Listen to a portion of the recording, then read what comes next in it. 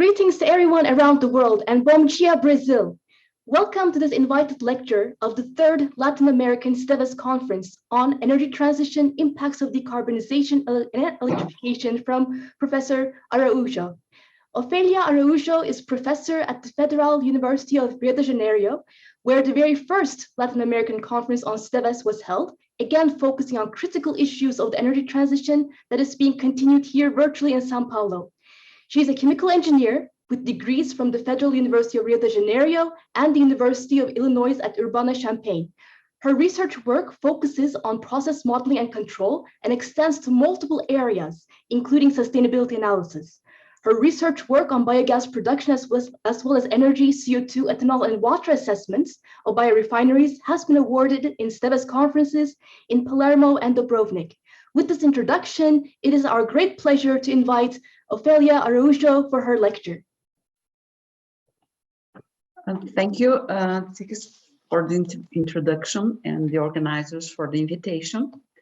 I'll be presenting energy transition on my vision of energy transition. First of all, the global primary energy consumption increases and the share is mainly increasing on oil, gas, and coal. And they are not homogeneously spread on the different economies.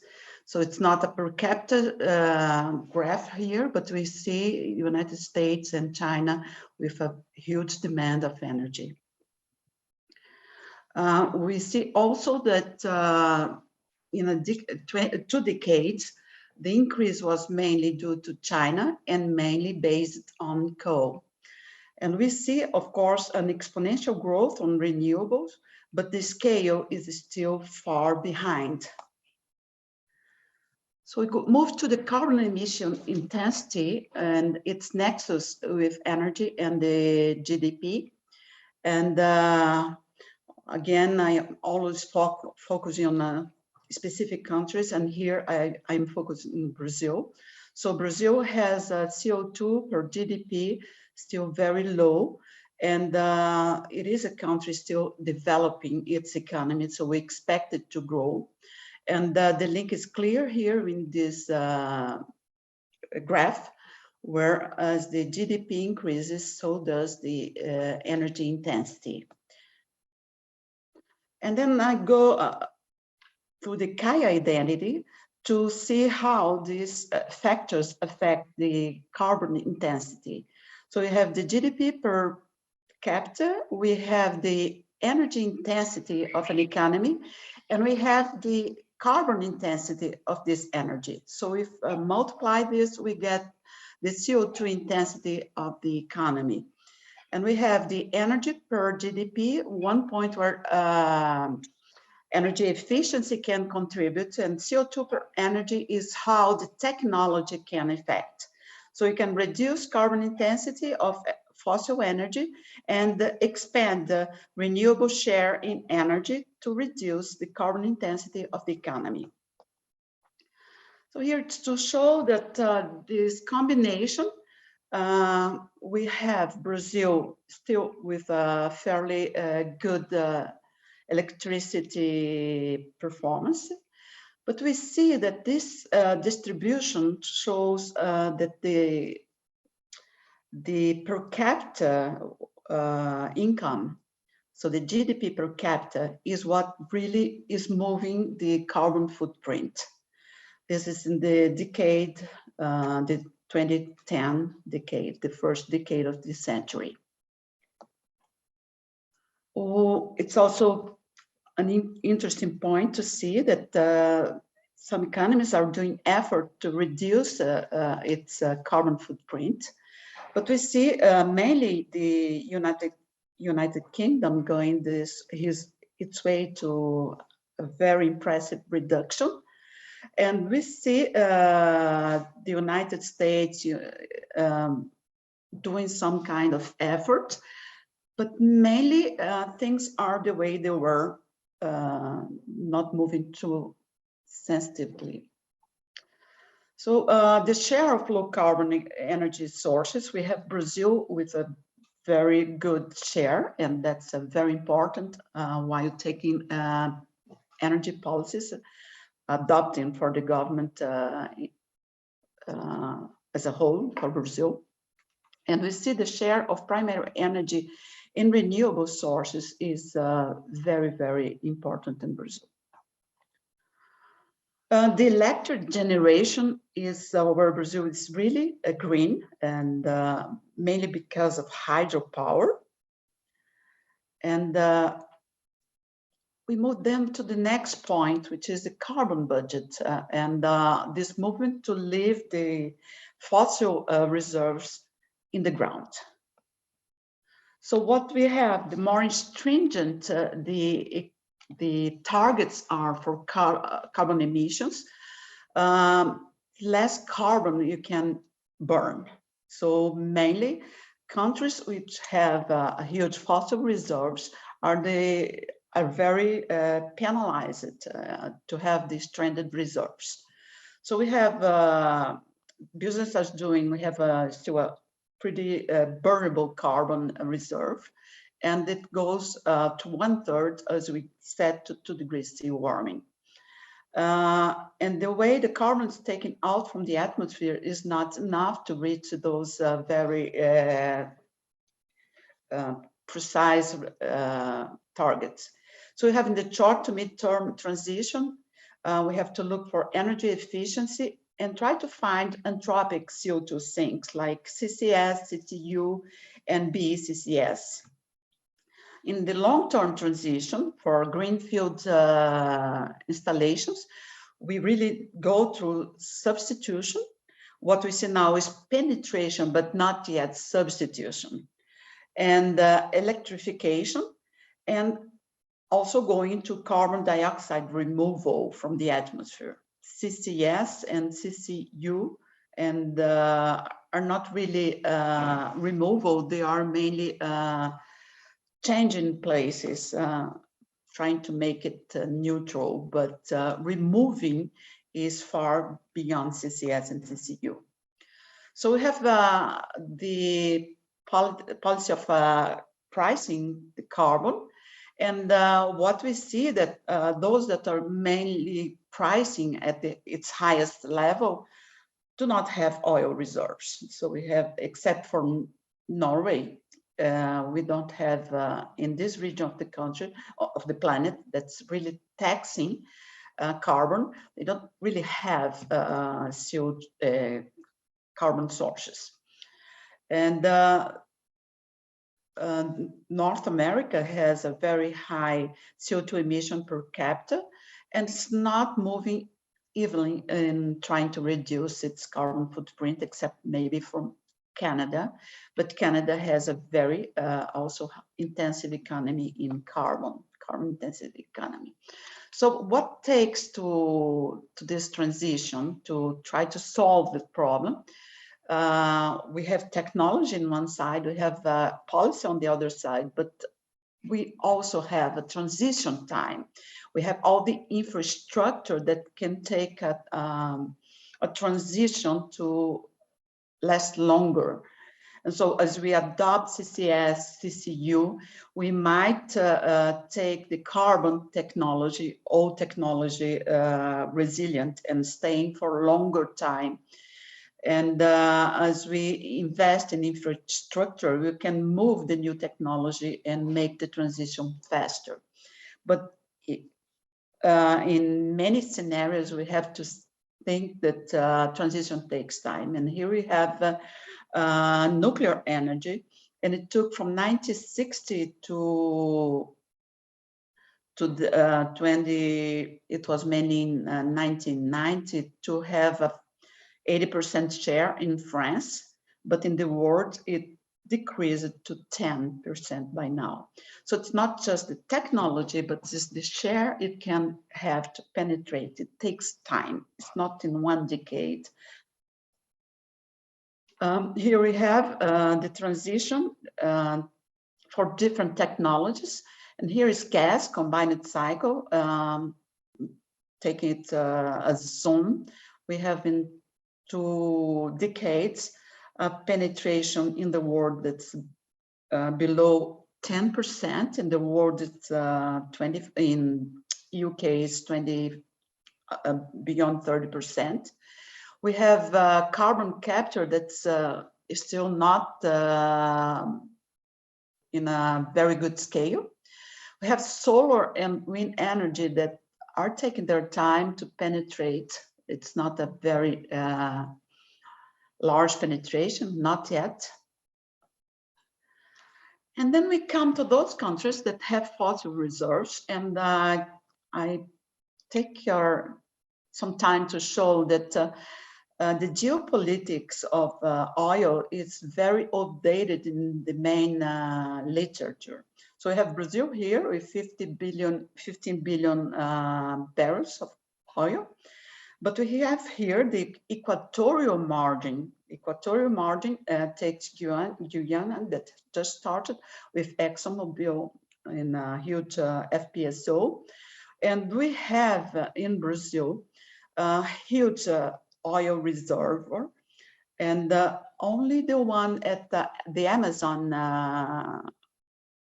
is about the same amount of oil of the pre-salt. Here's the pre-salt. So this is the next margin of exploration of oil in the world. And here's what Brazil has only in the pre-salt, 24 billions, where the literature is saying 15. And this part is not yet being accounted.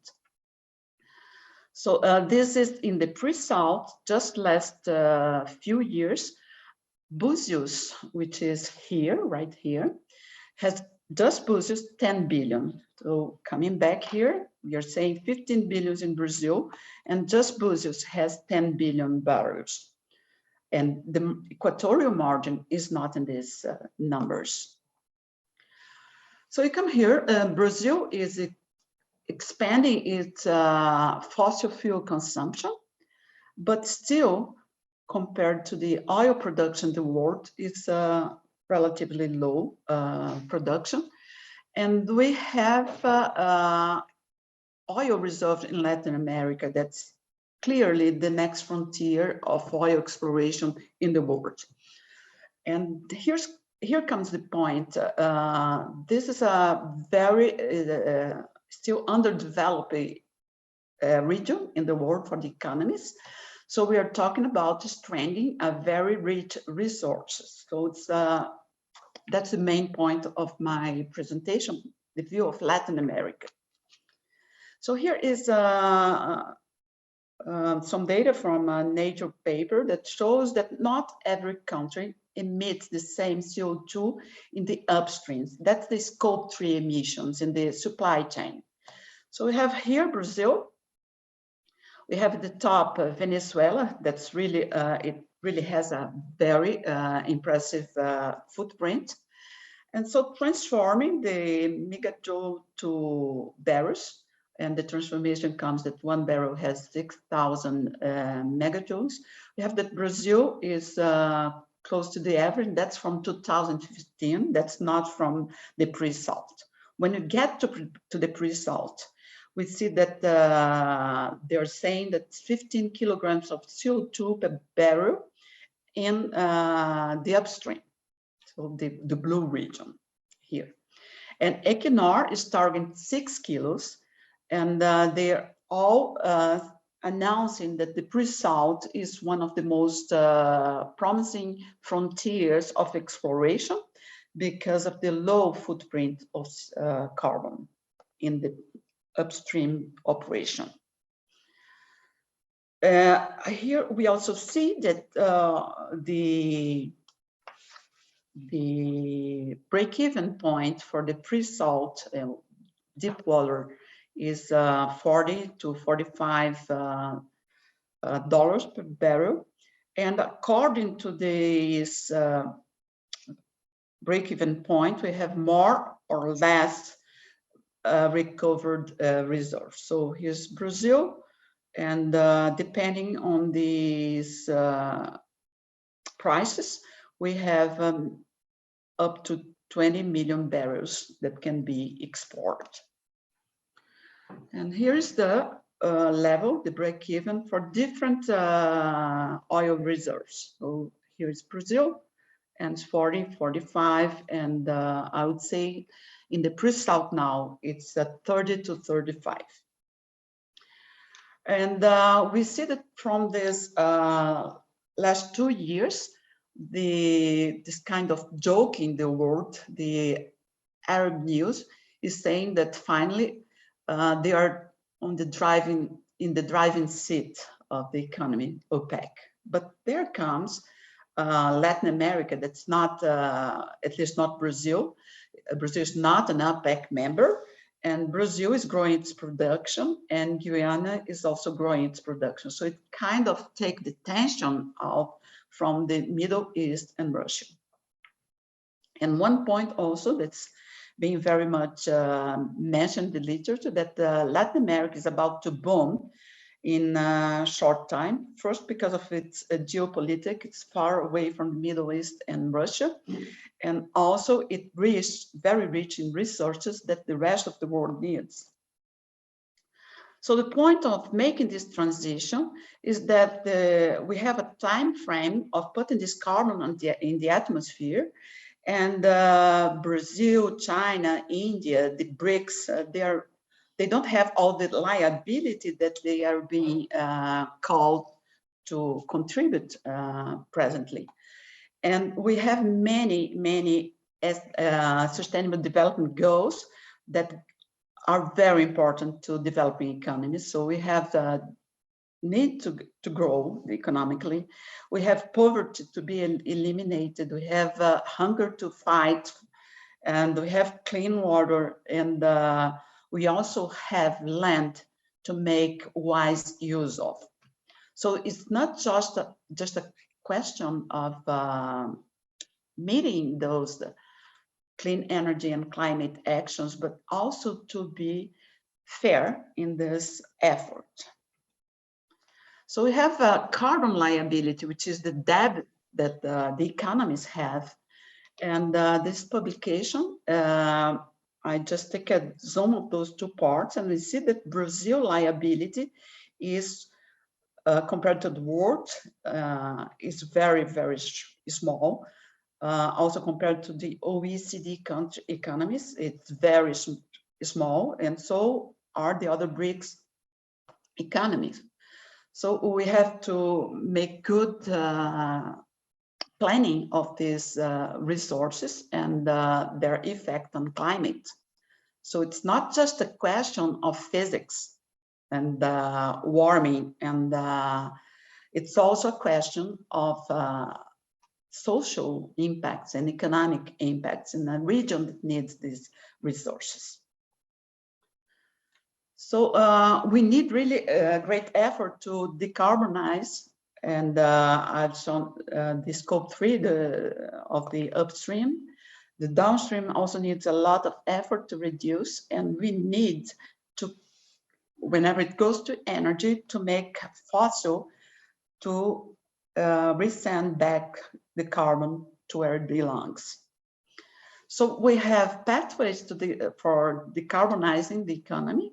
We have avoided emissions, and we can go through efforts such as energy efficiency, leak detection, zero flare in the refineries. Then we go for the remaining emissions. We need to carbon capture and utilization and storage. For this share that we cannot reduce, we can carbon trading with reforestation and other initiatives. And then we get to the negative. And for negative, the price of capturing and decarbonizing is much higher. We have direct air carbon capture and storage, reforestation, and we have the BECCS. Those are really negative carbon reduction that can compensate for the sectors that cannot really reduce easily. So coming to the pre-salt, back to the pre-salt, and the idea that carbon pricing will eventually be adopted in Brazil. So we have the pre-salt cost of lifting, and that's the number that we can get from the operators in the pre-salt. It is in the $5 per barrel. So if we get carbon prices from $40 to $80 per ton of CO2, so if we have a carbon intensity published in the Nature paper of 0.06 tons per barrel, this carbon price corridor will result in 48 to 96% of this price increase. If we go to a more efficient upstream and downstream, the increase is from 7 to 14%. So reducing carbon intensity in the upstream and downstream can really make a difference for the oil industry. So the mitigation pathways are mainly a question of which SDG you are prioritizing. So if you go exactly on climate and energy, we are here in meeting the 1.5 degrees Celsius, and it takes economic development in a very low priority, and we can get there. On the other hand, if the priority goes to the economy and we stay with business as usual, we are not meeting the problem, are not facing the problem. So there is a balance, and the balance is not evenly spread in the globe. And also, I get back to the point that not every point in the globe has the same carbon liability. So we can here adopt carbon credits, can compensate for emissions, but it won't make much difference in this area. In the low to mid scale mitigation, we can go with CCU, CCUS.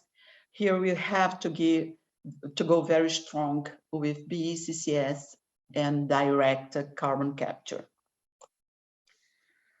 In the oil demand, what we can see that after the pandemics, the oil demand is recovering. What makes the Arabs joking about the targets, the climate targets. And we have to accompany this growth. We have the effort in CCS and CCUS, and those are operating and in development, but we have many others in a very early stage of development. So we have to check on marginal abatement costs. So we have different technologies, and those technologies have different costs.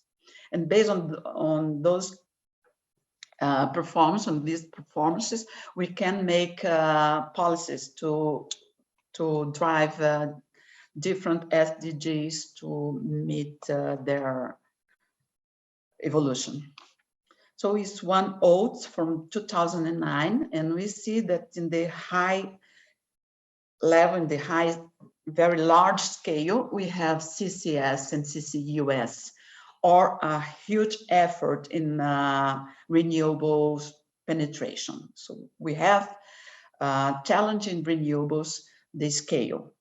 In a short time, 1 to 2 decades, to upscale the renewable energy effort. And we should also look at other, here's for methane, how it goes in scale. But also here's price, always price and scale. So when we're talking about negative costs, it's only at low scale in the left side of the map curve. But we should also do this for many other impacts, like land use change. This is also an important aspect, impact that we should look at. And this is the challenge for large-scale CCS to keep oil or gas for a longer time, we have to meet this commitment of reducing a huge scale. And the capacity of meeting the scales changes every time a study is published. So oil, that's how it's changing from year to year, natural gas, but coal seems to be a consensus is decreasing in every scenario that's being published. So in the oil and gas decarbonization, we need a lot of effort at changing power sources, like combining for its power needs using renewables, and try to rebalance portfolios. By that, we mean going to the reservoirs and the upstream and downstream technologies that has the lowest carbon footprint. Try to have vapor recovery units, reduce fugitive emissions with a lot of leak detection and intelligence. We have to move to smart refineries and digitalization, and to make the transition easier and allow for the penetration of renewables to get to a high scale. And lots of scenarios exist, and here is the Equinor scenario of a low carbon solution. So it goes into hydrogen for large scale, seasonal storage. It goes to CCS for industry that don't have many alternatives, like cement. We have some sectors, industrial sectors, that cannot make a reduction in very easily in CO2 emissions. Liquid hydrogen to transfer from the producing region to the consumption region, and the hydrogen is not an easy gas to transfer. It's very small. It has a molecule. It has a huge effect on still. It can really make dangerous situations to bounce. So the next area is to electrify, and electric vehicle is a part of the demand of electricity, and the CO2 emissions per sector is, all sectors are planning to reduce, and we see that electric is the blue one, and it will reduce its CO2 emissions. But always when you talk about electrical cars, you have to think of where the electricity comes from and where the materials they are built of come from in terms of carbon footprint. It's not just a question of looking at the car, because it would be the same to look at in an industry that has supply chain very carbon intensive, and in itself it's not intensive. So we have to make good care of accounting for the life cycle emission. And we see this problem as we electrify, the electricity demand increases, and the supply of renewable energy should meet this expansion, although it's not meeting yet. So we have recently, in July, the EU Parliament just allowed gas and nuclear power to receive green funding, to be considered green for the funding purpose. And this is mainly because electricity generation is not meeting the needs of the present. Although we are thinking in the future, the present is not yet met by energy, renewable energy. And energy security became a very, very strong aspect, and mainly geopolitical security. We have power construction expanding all over the world. We have here in the United States 1,500 new plants, Brazil 378, We have Australia. Those just a few points, the countries that I just decided to take. And you have UK. Although it's reducing its emission, it is expanding. And recently it's there is a project where UK is building a solar and wind plant in Morocco, moving to the Gibraltar region, and from there to the UK, it's going to be high voltage undersea, subsea cables to take it to UK. It's not moving through the European grid because of geopolitics, because energy has to get there directly from the source. So that's an aspect that's very recent. So just to give the number of this Morocco-UK, it's a 1,500 square kilometers of area, land use. It is in the desert, but the desert is also an ecosystem. So it has 10.5 gigawatts of energy, 3.6 being wind energy, and the rest is solar. And it has 3,600 kilometers of cable, and 800 through subsea HVAC cables, transferred to HVDC all the way to UK, and then back to HVAC cables. We have a nuclear power plant being sized here for UK. So UK is investing strongly in non-carbon energy. Those just some other to show that it's very intensive, the energy market. Solar, and this is in the north, Rio Grande do Norte in Brazil, a 531 megawatt solar PV. And who is building it? Hydrobrain and Equinor. And the energy is going to its Alunorte, which is in the Amazon region. Pará. Floating solar system in California. And they have this index that shows energy momentum construction projects based on the degree, the development being positive or negative. We have to go through the sources to make sure, but what's important, this is 2020 and 2022, and we see this index going up. So the next is if we move to electrical renewable electricity, we need to store this electricity, and hydrogen becomes a vector, a carrier of this hydrogen.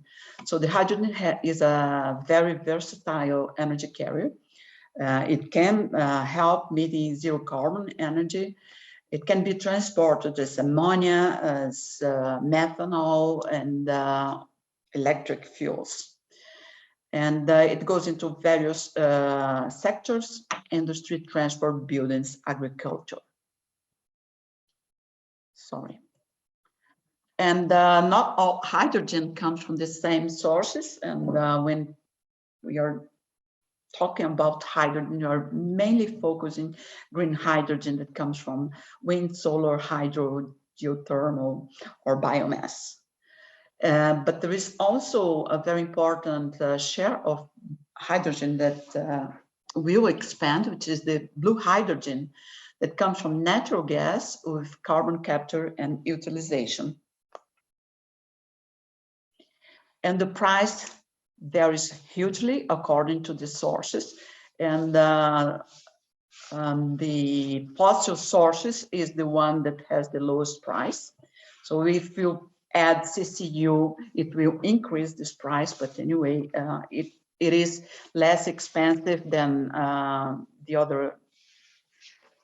Also, the global cost depends on water scarcity.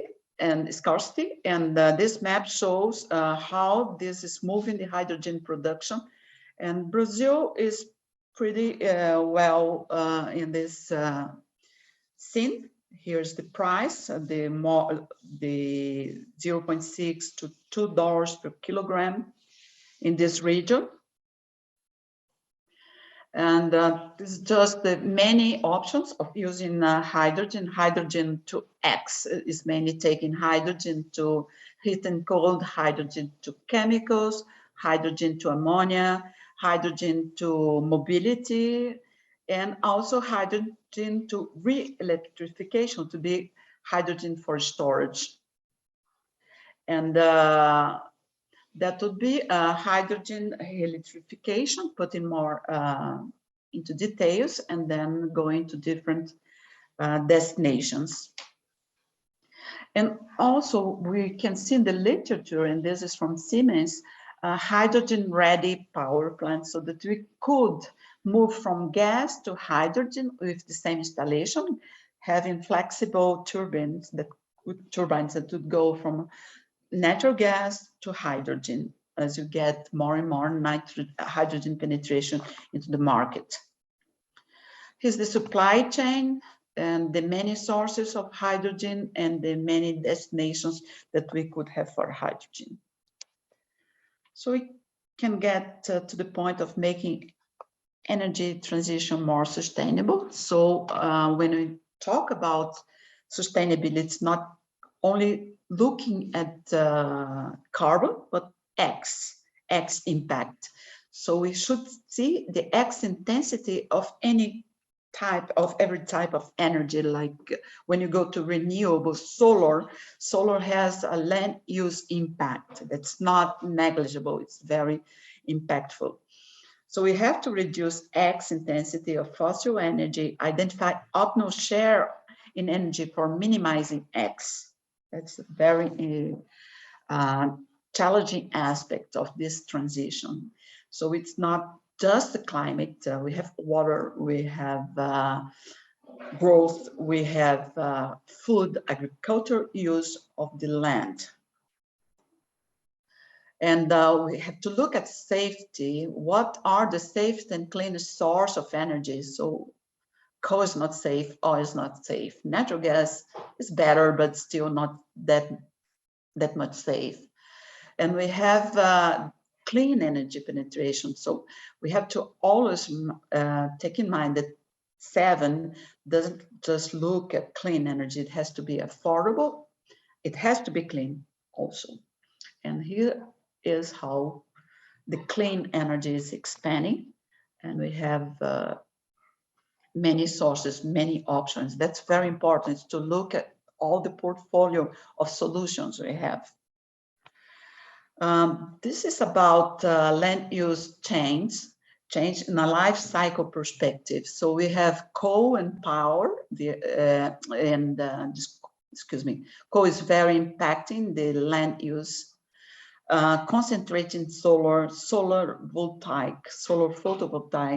So solar is not a good guy when it comes to land use. Although you can always argue that you are in a land that does not have any other use, but technology make uses that in places that we cannot think in our days, but would be useful in the future. Land is a very important asset. So here we have hydropower also with impact land use, and here are the gas plant and nuclear power plants. And emissions associated with land use change, and we see the energy is the most impactful in land use change. So the water use is also very important for agriculture, industry, and domestic, and energy would be here. So there is a competition, and we have to take this very much into concern when looking at the different energy sources for the transition. Georeferencing the transition is very important. Again, here is the per capita CO2 emission. Here is the oil reserve they don't have and they emit. We have to look at, and by the block.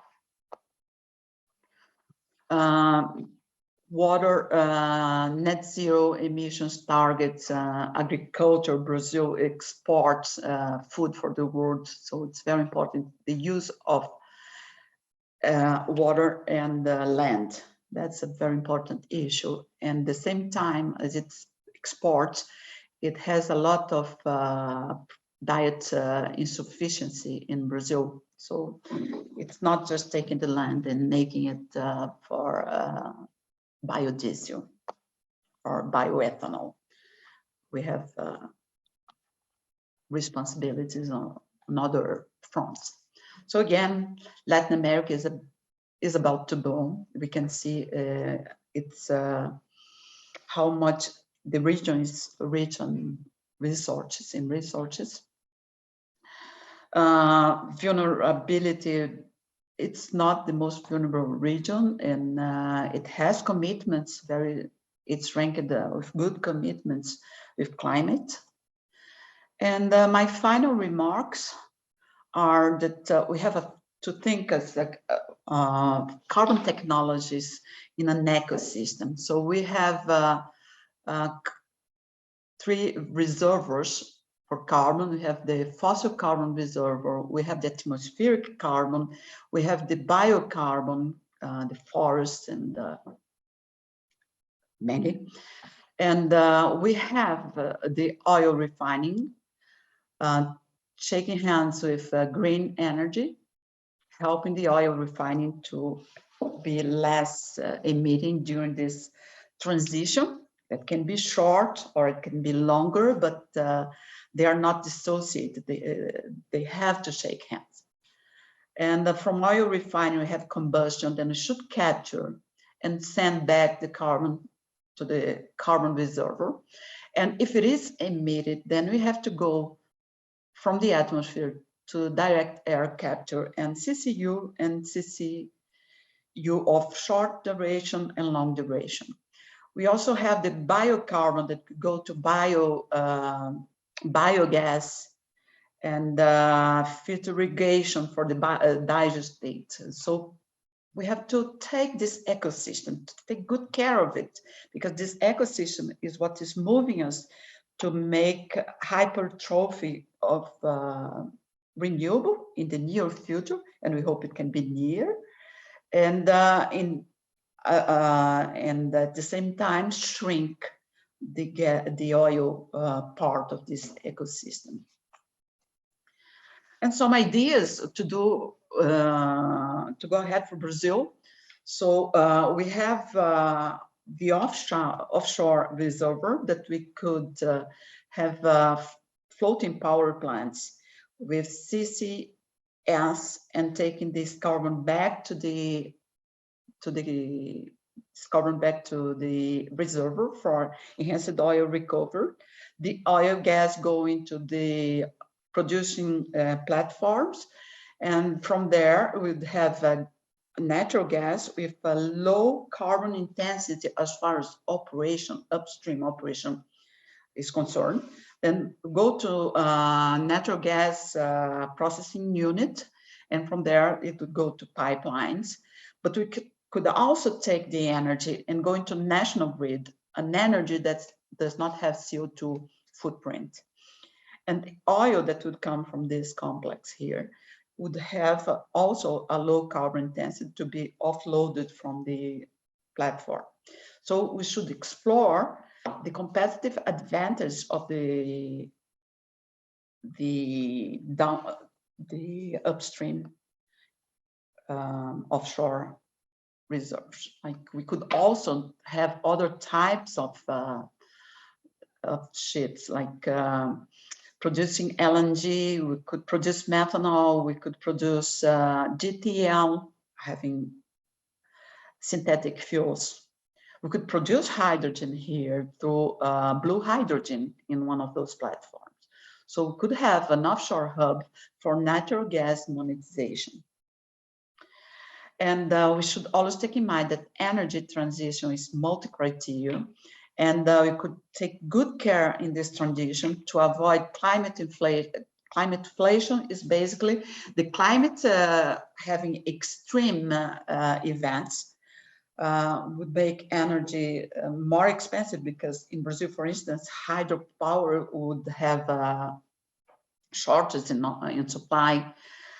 Fossil inflation, because as we adopt more and more constraints, fossil become more expensive. So the energy will be clean, but will not be affordable. And greenflation, we have to pay for the green technologies to be green, because at this point they are not very competitive. So subsidies are necessary. So we shouldn't decide who is paying the bill. We also should minimize the risk of energy transition creating spiraling prices pressure across the economy, not only in fuels. And we should avoid what we can see it happening a lot, which is the ask washing, not really moving in those directions, but pretending you're moving. And the question is, how fast can the world bring online any new sources of energy on the scale we need? We have the war is here, and it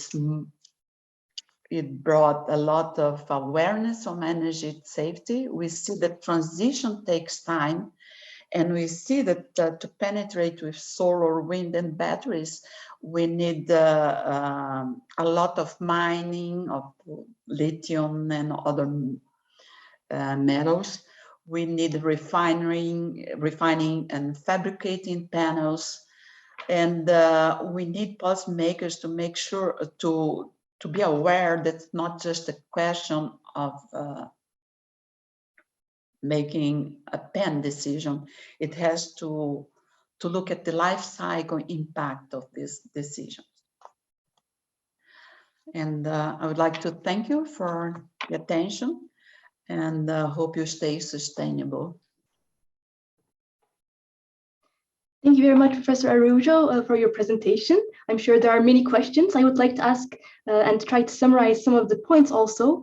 So on aspects of the transition pathways, it might also be useful to share with our participants here that it's also emphasized that utilizing both technological and social transitions can speed up and accelerate the transition time. And on the coupling of decent work and affordable and clean energy, many more employment opportunities per unit of energy are provided by renewable energy. On the summary for policymakers of the recent IPCC report, we also see that about 20 countries have already sustained greenhouse gas emission reductions for longer than 10 years through renewables, energy efficiency gains, and energy demand reduction. So a question can be, and this includes Jamaica from Latin American region. So a question can be, what will it take for more countries from Latin American region to contribute to necessary reductions in greenhouse gas emissions, including in the 8 years to 2030? I have no doubt that's investment. We need that those who send a lot of carbon to the atmosphere send the money to those that are developing their economy to invest in clean technology. The liability has to come to a point of contributing, of having dollars into Latin America and other countries that have these oil reserves. Thank you very much. At this point, we have a question from Fabio Cavalcanti. Do you believe that the recent projects of multinational companies for the production of green hydrogen from renewable energy, especially in the northeast region of Brazil, will be economically viable for the growth of Brazilian GDP? It's more technically feasible than economically feasible at this point, but it should be invested. It's not just a problem of economic and GDP. It is a question of energy safety and planet safety. So I would answer, it's not the best for the GDP, not yet, because we have to solve the problem of storing this energy, and it would be mainly through hydrogen, and we still don't know how to move economically and safely this hydrogen to the users. hydrogen is mainly produced near the consumption point. Thank you. And we have a question from Professor Neven Duic.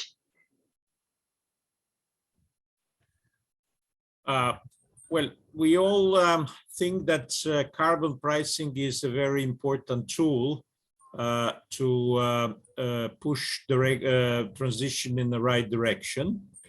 But we have tried it in Europe since 2005, and now for 5 years we already have relatively high carbon prices. I was expecting that CCS would gain traction once the price is above 30 euros, $30 per ton. We are already at the level of 80, 90 euros per ton of CO2, but we don't really see much happening on the CCS front. What happened with the high price of carbon is that any new investment in coal power plants were killed, but we didn't really see a huge impact otherwise, especially not on the carbon capture and sequestration. Do you think this changing in future? We need CO2 hubs. We need to decrease the price of transporting the CO2, because where you capture is not where you store it. So storage places are not evenly spread, and I'm reading lots of news on the CO2 hubs, and they are building it. Meanwhile, they are transporting CO2 as liquids, supercritical fluids to the destination. That adds a lot. That adds a lot to the price of CCS. If I may continue with this question, I only see a bit happening in Norway, which is using CO2 to enhance the oil and gas recovery. But Europe is not recognizing the enhanced oil and gas recovery as CCS. And I don't see much really happening in developing of technologies. There is a lot of talk about CCS, but now is the right investment situation. When it will be, if not now? Well, they are starting with aquifers and taking the CO2 not to produce more oil, but just to keep the oil being produced. That's what's changing right now, is to make the oil industry alive, it has to pay the price of capturing the CO2 and destinating it to a non-profitable use. So I've seen a lot of research on this, and it will add on price. It's like 800 meter downs to store in aquifers, and you have to make sure that these aquifers are not for human, are not attempting against the human use of water. So it's a tricky problem to solve. We'll keep this science very busy for the next decade. Thank you. Are there any other questions for our audience?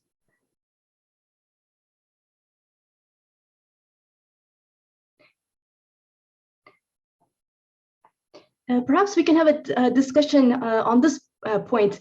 The literature emphasizes that Latin America and Caribbean already has lower carbon intensities than some of the other regions of the world.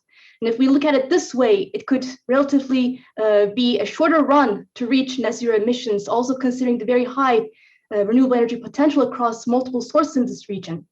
Then when we look from the committed emissions and stranded assets point of view, we also see that Latin America and Caribbean region, the committed emissions from existing power plants, they're estimated to be about 6.9 gigatons CO2 over their operation and plant investment time. And or the plant investments, they would add another 6.7 gigaton if they took place and more of half coming from natural gas power plants. So this would be a strand asset if probably not canceled. So if this continues, power plants will be stranded, and to meet the climate goals. But we also recognize that deeper mitigation action is necessary to reduce the strand assets, because as much as more countries don't take this action now, then what they're building will just accumulate, and it'll be very hard for this to go on. So to help meet the temperature goal that's necessary for our common planet, and especially critical biomes like the Amazon biome, how can planning, there's a lot of vested interest, but how can the planning better acknowledge this escalating challenge? I think it's through hydrogen. So making flexible turbines and phasing out from gas, introducing hydrogen in those thermal power plants. They will be still power plants, but they will run not with natural gas, but with hydrogen. And in the line of this Siemens approach for flexible and hydrogen-ready power plants. Meanwhile, there will be natural gas with CCS.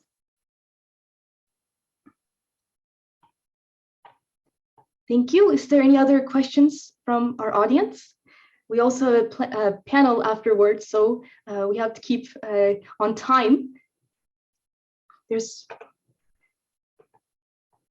from Beatrice Becker.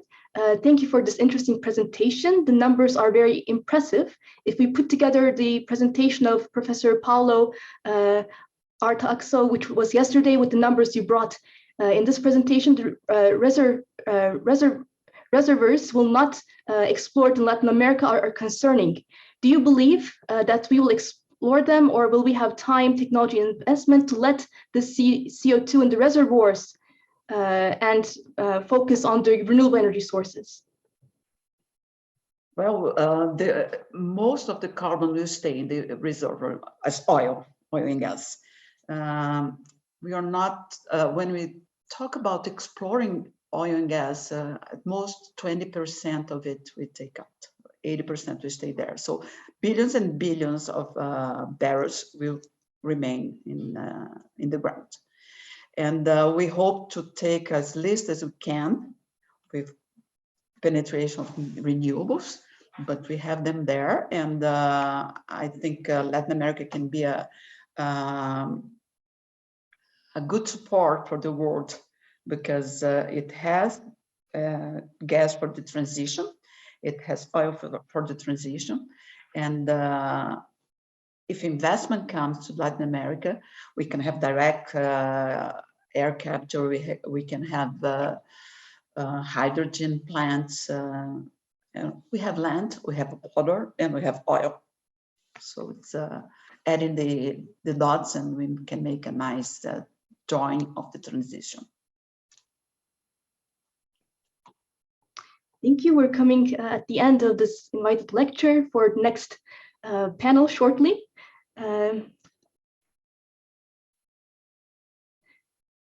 Yes, so if there's, I will allow maybe a little bit more time for the questions, but overall, it's there's a lot of parameters to be taken into account, and also São Paulo just launched the climate plan for São Paulo for climate neutrality by 2050. So there's a lot of action also in the city that this virtual conference is taking place, also on the demand side, how the demand can be reduced, how to improve and also replace the inefficient technology. Because if we don't stop the natural gas use in the cities, then it will be very hard to decarbonize. So shifting demand can also shift some of the options on the supply side that we're talking about. So there's a lot of action taking place at multiple levels, including the city levels, that can also change the decisions or the playing field for the energy transition and accelerate in some aspects the energy transition. So with this, I do not see any additional questions at this moment. There might be more through also our virtual platform. But thank you very much, Professor Ofelia, for your presentation. And it's very exciting that this virtual conference is ongoing. And we now move to the panel discussion. Thank you.